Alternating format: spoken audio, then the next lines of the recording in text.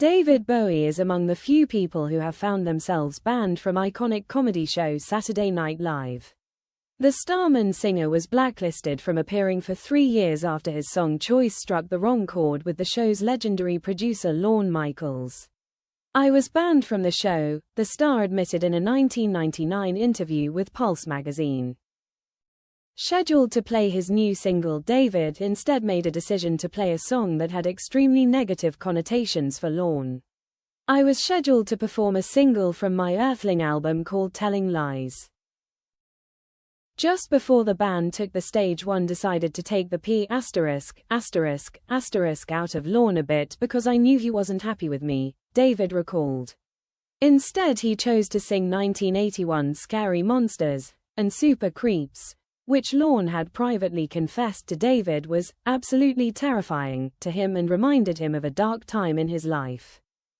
Indeed, Lorne, now 80, was so unamused that when the song was over, David was immediately escorted from the studio. "They didn't waste any time. The real shame of it was there was a lovely fruit basket in my dressing room that I wanted to take back to my hotel. I obviously didn't get to.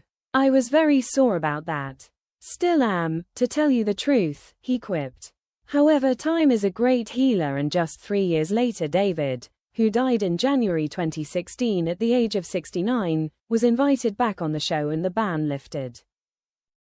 "Were Lorne and David mates? We have been since the 70s. He knows now that I was just trying to get a rise out of him.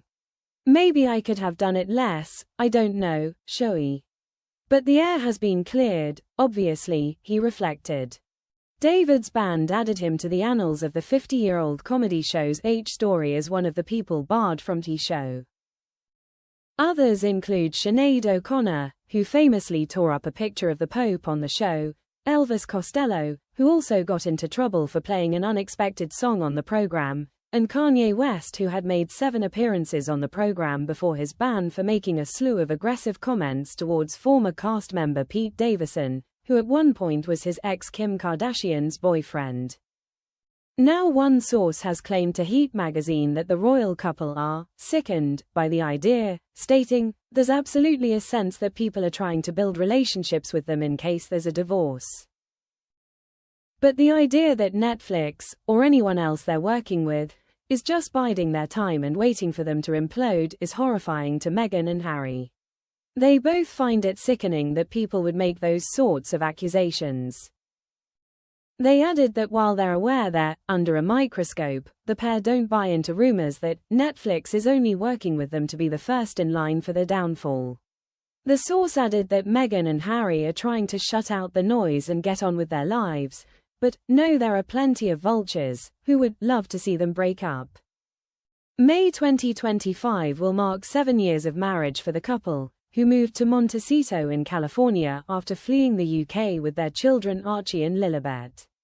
Now Meghan is set to release her own podcast, after launching an online shop where fans can buy her style favorites.